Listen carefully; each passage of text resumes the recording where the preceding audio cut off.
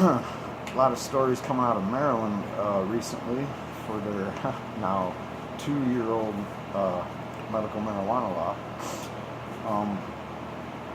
So what we got going on is back in 2014, their medical marijuana law was enacted in June. It's a slow rollout, really slow, really slow. In fact, they're still not going to be able to sell anybody any medical marijuana until probably next summer, like 2017, June, something like that. That's what I'm getting. So anyway, what do we got going on here? If you remember, the other problematic rollout, like that was very similar to this, was the one in New Jersey, and then there was another one in New Mexico or Arizona. These states to this day, Montana's is probably a little bit better, I guess, a little bit more.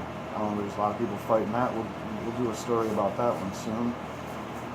But this is an example that I've been saying.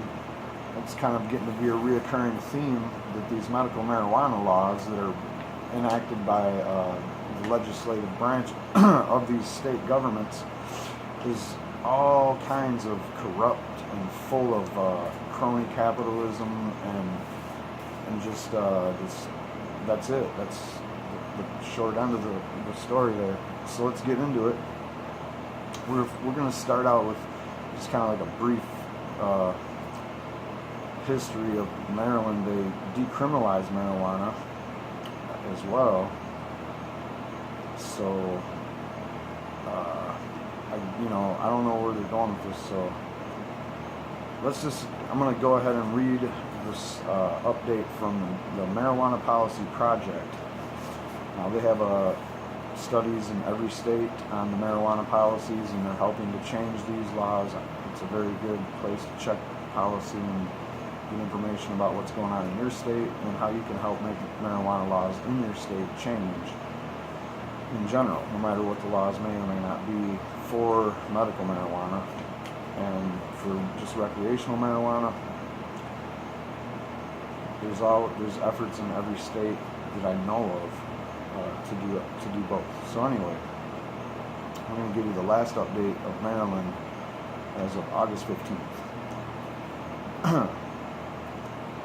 In 2014, Governor O'Malley signed into legislation to replace criminal penalties for the possession of small amounts of marijuana with a civil fine. In 2015, the General Assembly passed Senator Bobby Zirkin's SB 517, which completed the reform by decriminalizing the possession of marijuana paraphernalia. But this was vetoed by Governor Larry Hogan. He's a Republican. Now again, you always got these Republican governors and their minions trying to thwart the effort or get their people heavily involved, and that's both are happening in Maryland. But thankfully, the legislature overrode his veto. So on February 20th, 2016, marijuana possession is fully decriminalized. Meanwhile, while eliminating criminal penalties for adults who choose to use a substance that is safer than alcohol is a great step forward, the most recent poll shows that 54% of Marylanders want the legislature to go even further and tax and regulate marijuana. Now, they've been working on that. So they have a bill to tax and regulate marijuana, but it didn't move forward during this year's session, which ended in April. Wow. We're, the MPP, Marijuana Policy Project, are already gearing up for a strong push next year. And then they tell you how you can get involved. And for those of you that live in Maryland, I will include the link to Maryland Cannabis Policy Coalition, which is a place where you can go to help support this effort to basically try to push the legislators into doing the right thing, which I don't know how right it is. I'll have to look more into that. Now, they go on to say that there are some attempts to move backwards which have defeated. Several bills were introduced in 2016 session that would have taken the state in the wrong direction by recriminalizing smoking marijuana in public, which is already punishable by a civil fine of up to $500. Criminal convictions result in more than 150 collateral consequences and derail dreams by making it difficult to get jobs, housing, and education. In addition, it is likely that racial disparities in enforcement would have continued. One of these bills, HB 777, passed by the House of Delegates. Another unwise bill, which would have criminalized smoking marijuana in a parked car, also passed the House. Luckily, after strong resistance from MPP and others, Senate Judicial Proceedings Chair Bobby Zirkin refused to move these bills forward, and they died in his committee. Medical marijuana, and this is just their summary for Maryland. Also in 2016, the General Assembly passed a bill, HB 104, that will improve Maryland's medical cannabis program by expanding the list of providers who can recommend it. The list will now include dentists, podiatrists, nurse practitioners, and I think I heard midwives, all of whom can prescribe far more dangerous drugs such as opiate painkillers. Governor Hogan signed this bill, which will take effect June 1st, 2017. Kind of an important date in Maryland. In addition to the Maryland Medical Cannabis Commission has determined which cultivators and processors will receive primary licenses, and will do the same for dispensaries this fall. Dispensaries are expected to finally open in the summer of 2017, meaning that Maryland will have one of the slowest rollouts of comparable states.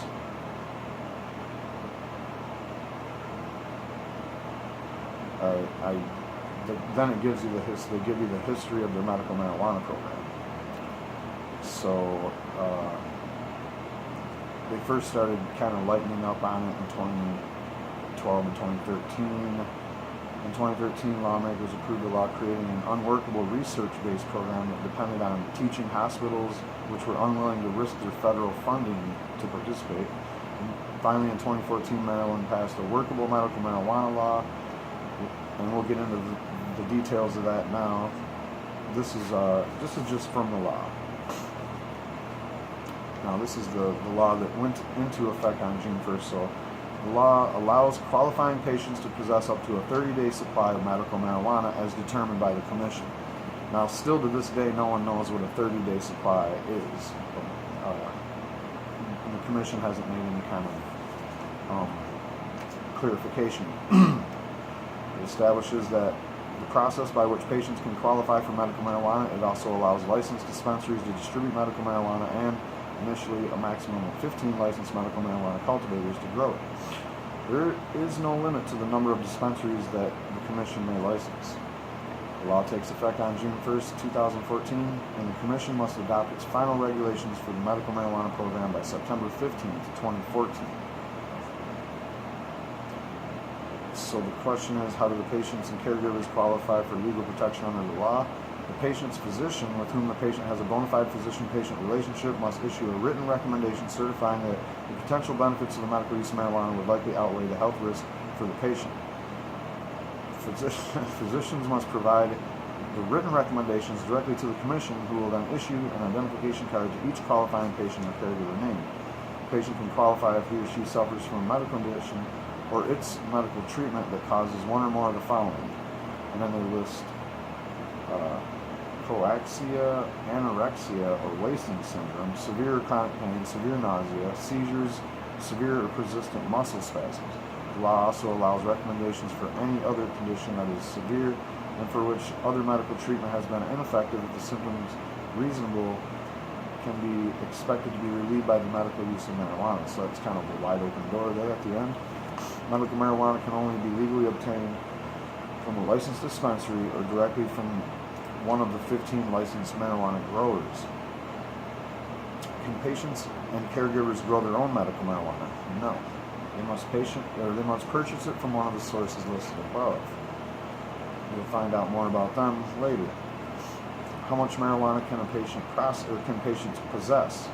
Again, the 30-day supply, which has yet to be determined. Who will regulate the medical marijuana industry program?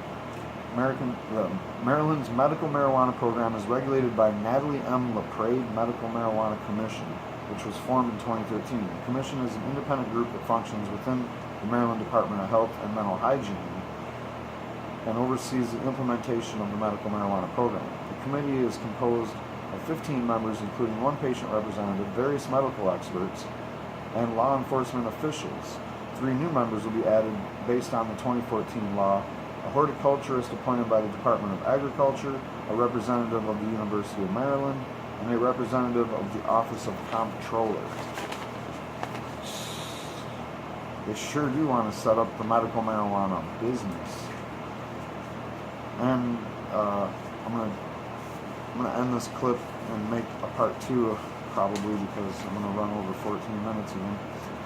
I like to keep each clip kind of short to keep the interest level, and we're just about done with this part of it anyway.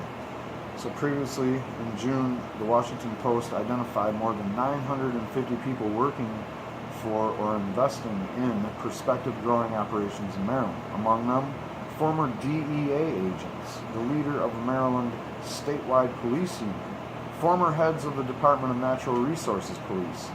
In other words, the people that flew around in helicopters and busted marijuana crops. A former U.S. Capitol Police Chief, and Eugene Monroe, a recently released tackle for the Baltimore Ravens, who is a foremost advocate of medical marijuana in the National Football League. Okay? These people are competing against executives with ties to Governor Larry Hogan, a Republican, and Bill and Hillary Clinton. Funny they should name them. But that is the executives that they're going up against, people that have direct ties to these people, be it for the better or worse. You know, I mean, it sounds like a lot of law enforcement and other just police chiefs, DEA agents, you know, doctors apparently, successful pot growers from other states and countries are even trying to get in on this. Former law enforcement and state government officials and military leaders, doctors, a pastor, and a rabbi. So that was back in June. The Washington Post put this article out talking about the kind of people that were seeking these coveted, and there was only 15 positions available for the coveted grow operations. And then I think there was like 15 or 14, right here, 15 people that were supposed to be the processors, who they churned once the marijuana is grown, then they process it into pills, oils, and other medical products, quote unquote. So I'm going to end this clip right there as far as reading the previous stuff, and then in the next clip I'll tell you about what happened today, or the news that's coming out today about these people that have obtained these 15 grows and 15 processing licenses, or allowed to do this. So far, what you're looking at is exactly what I told you. When people in the legislature are the ones that are making the marijuana, the medical marijuana especially laws, all they're doing is lining up their friends, getting ready to make money, and you know, they're trying to make it look like it's all safe and legit, so they get all their cronies in as well, whether it be government people like it said, there was people that were, you know, former law enforcement, former state government officials and military leaders, people that are involved in the agricultural affairs department of Maryland, and you know, just the first thing that strikes me is maybe we shouldn't let the very people that used to arrest everyone for marijuana be the ones to now benefit from its legality and then capitalize on something that's about the most hypocritical thing I've ever heard of in my life. So it kind of leaves you with a bad taste in your mouth. Alright, I'm going to get more into that in a second.